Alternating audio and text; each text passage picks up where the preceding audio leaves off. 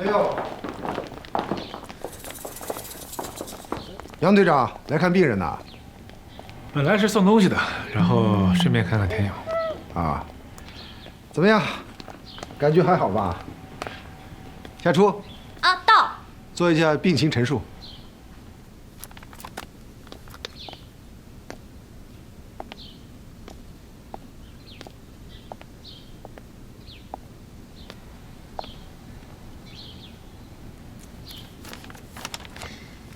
病人田勇，年龄32岁，因为左胸腔室中弹，在伊萨亚联合医疗队接受了开胸手术。子弹已被取出，术后2天从伊萨亚转送至本院 ICU， 经过药物治疗之后情况良好。目前病人血压120/80，心率平稳，胸腔和心包引流管通畅，引流量24小时引流100毫升。那下一步该做什么？复查心脏彩超、胸部 CT、血常规凝血全套，看胸腔和心包引流管引流量是否减少，颜色是否渐转清亮，考虑是否在近期予以拔管。应该说，恢复得很不错。张医生，这田勇不能有什么后遗症吧？你现在有什么后遗症吗？哎，夏初，我给你介绍一下啊，他就是在伊萨亚我跟你提过的那个伤的比田勇还要重的军官。现在都2毛1了吧？嗯。首长，久仰大名。我俩认识。你俩认识啊？我怎么没听你说过呢？其实也不太算认识，就是之前在伊萨亚被挟持的时候打过照面而已。对，我想起来了，解救人质的是你对吧？那你俩认识，怎么还这么客气呢？不知道啊，回来还见过好几次呢。有什么渊源吗？没有。啊，他说没有就没有。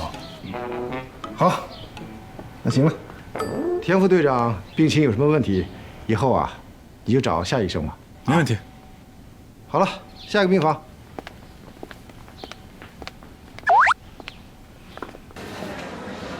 梁木泽，你刚才怎么回事啊？怎么了？你知不知道你刚才说的那些话，会给我招惹很多的麻烦？我都说了实话了。你傻白甜啊！不知道怎么面对流言，那是你的问题。梁木泽，现在不叫首长了是吗？夏医生，我告诉你啊，如果你觉得这种用人朝前，不用人朝后的鸡贼人生观适合你的话，那你就继续发扬下去，我管不着。但是我跟你说过，我喜欢简单、直接。认识你不是什么光荣的事儿，我也没有必要为这件事撒谎。所以，如果你愿意演，那你继续演，我没有义务配合你。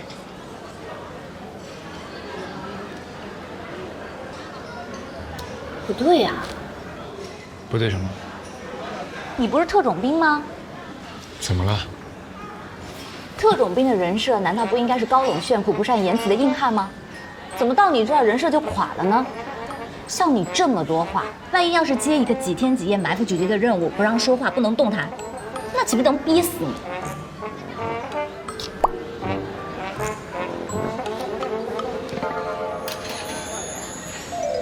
搬家的时候，把所有东西都给我带走。那梁队啊，过来吃饭呢。饱了。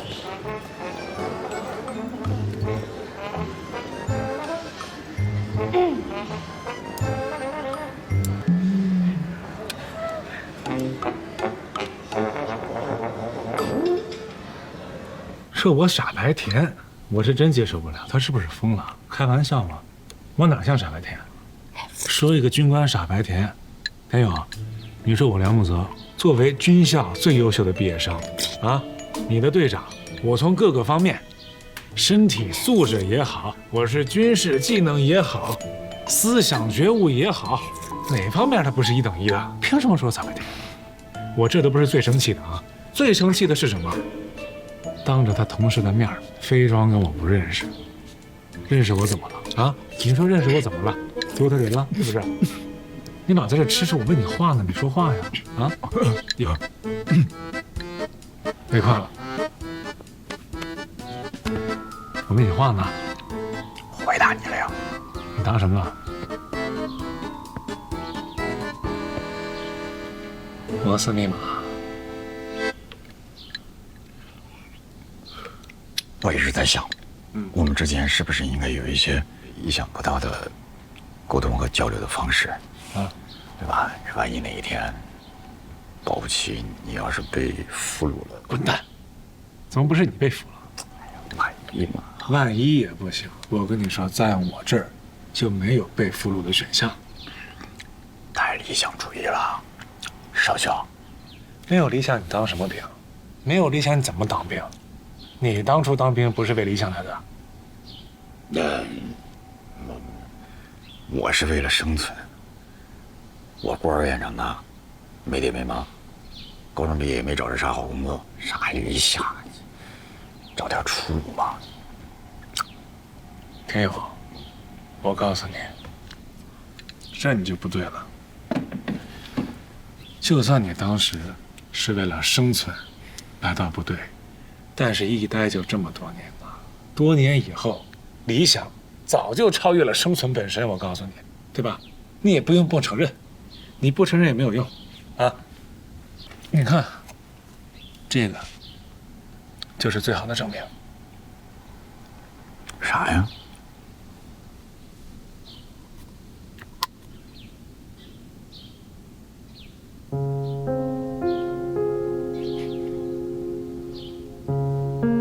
就这个？对，好好拿着，留个纪念，以后长个记性，啊！谢谢队长，拿着。有心呢。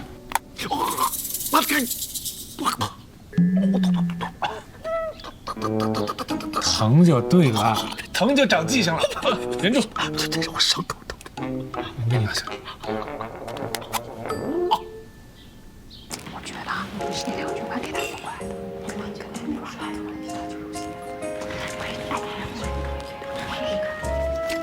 有事儿吗？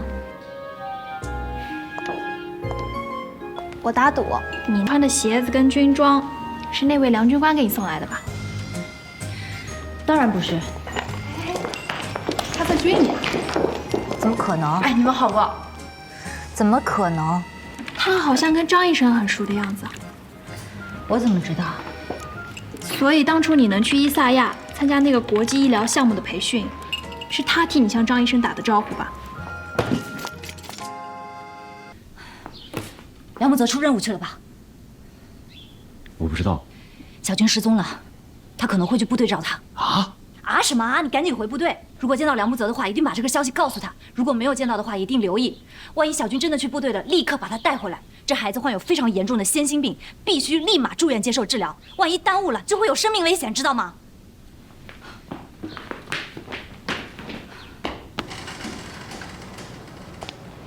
夏医生，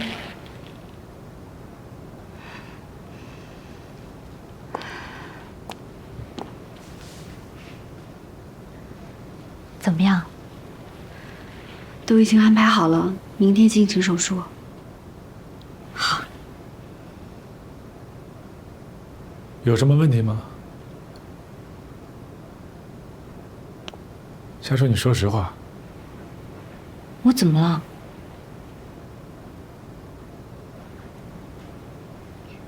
我们病人家属需要了解孩子的真实情况。夏医生，是不是小军的病有什么问题啊？不是，是什么不是？到底是不是？你那么凶干嘛？我只是一个住院医，我能说什么？你能说什么问我啊？说你该说的。只是，我也不是很确定。那就赶紧确定，好吗？你是医生，如果你都不能让我们清楚了解到孩子的病情，你不配做医生。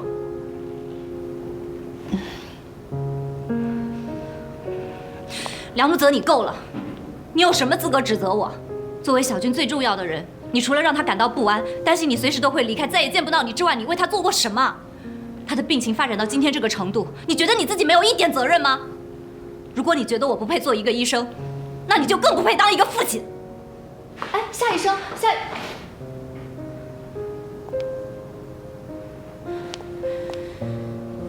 其实小军的病比你想象的更严重。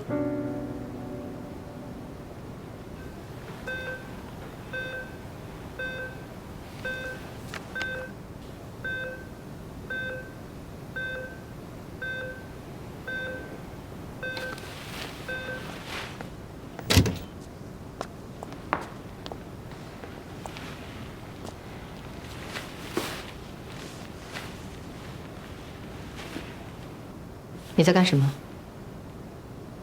夏医生说，小军的病情不单单只是房间科缺失的问题。你要听他的。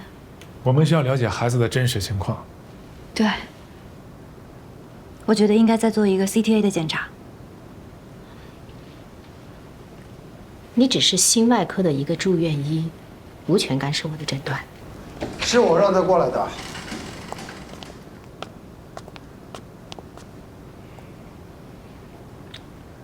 李医生，过来一下。过来一下。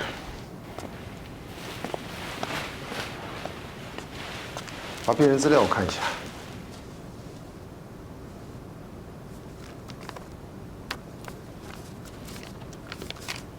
心超显示很清楚，就是房缺导致的肺动脉高压。你确定吗？确定。可是芯片上看，房缺缺口不算大。从房缺发展到肺动脉高压，那病程得10多年呢。你真的确定？也许有例外吧。不能也许，你必须用数据告诉我，它就是那个例外，或者不是。啊，这样吧，现在你们心内请求心外会诊，没问题吧？你是上级医生，你决定。OK。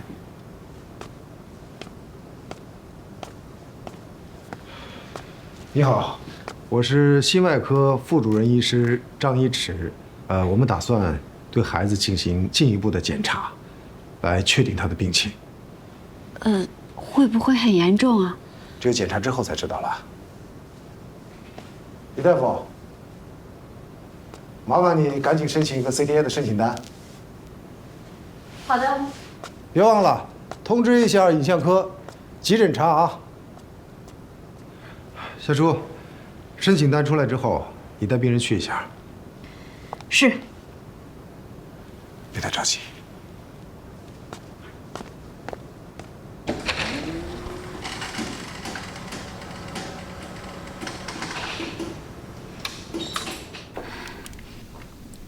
老师，怎么样？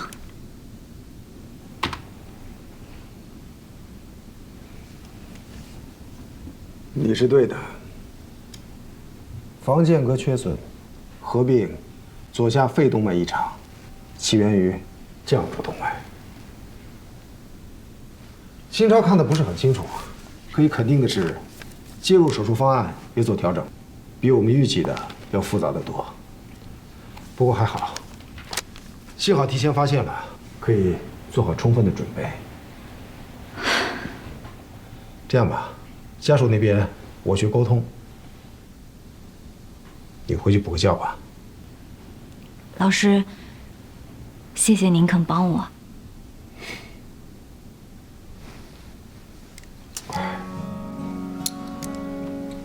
说实话，我不是在帮你，我是在帮一个叫张一驰的菜鸟。当年他和你一样，觉得医生就应该是治病救人，天职，所以每天查房、值班、写病历、上手术，不知疲倦，真的不觉得累。说实话，要不是昨天晚上，我都快忘了他长什么样了。谢谢你。老师，但是你给我记着啊，以后千万别再私下接触病人和家属，千万别再给我招惹一些莫名其妙的麻烦。嗯。否则的话，你就甭想上我的手术。明白。再见。啊，夏医生，梦真姐，夏医生，我来给你说声谢谢。张医生都告诉我了，小军的事情，要不是你及时发现，后果还不知道会怎么样呢。不用谢，这是我应该做的，只要小军的身体能够康复就好。昨晚的事情真是让你受委屈了。其实梁木泽那个人挺好的，但是一遇到小军的问题呢，他就会有点不近人情，所以我代他跟你道个歉，你别往心里去。其实我明白，孩子生病了，做父母的应该……不是的，我想你有误会了。阿泽他不是小军的父亲，他是小军爸爸的战友。8年前，小军的爸爸牺牲了。那个时候他还在我肚子里，所以从他出生到长这么大，陪伴他最多的就是阿泽，还有他那些战友，他们都很照顾我们，所以小军对梁木泽很依赖。其实我不怕住院，那你还跑？我怕你讨厌我。嗯？你是军人，我叫小军，我应该像你一样，很勇敢，很有力气才对。可我不是被同学欺负，就是生病。久了，你就不会喜欢我了。小军啊，我告诉你啊，不管以后啊，你变成什么样，你是特别优秀呢也好，你是特别糟糕呢，也一样。我对你的喜欢，一点都不会改变的。那个医生姐姐呢？医生姐姐怎么了？你喜欢她吗？我喜欢她什么？你脑子坏了你？我昨天都看见你们俩吵架了。吵架怎么了？我喜欢轩轩，我就爱跟她吵架，都是套路。会的不少啊你，嗯？不许告诉珍姐啊！放心吧，这都是男人的秘密，知道吗？吓死我！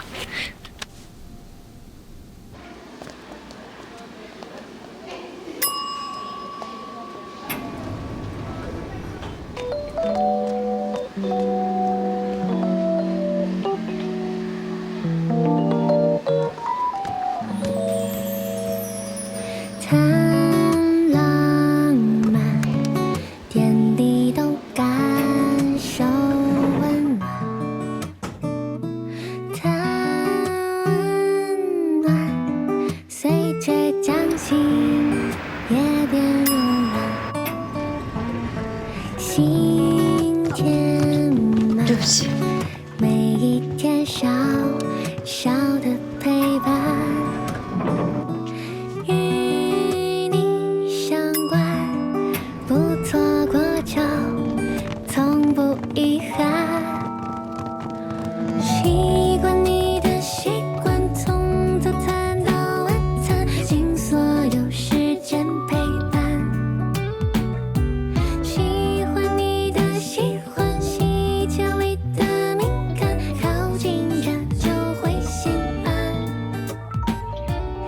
梁队长，干嘛？昨晚的事情，我原谅你了。啊？你想什么呢？小军妈妈都告诉我了，那次任务可能给你留下了沉痛的记忆，没准你的失眠就是打那儿来的，创伤后遗症，你知道吗？你应该看看心理医生。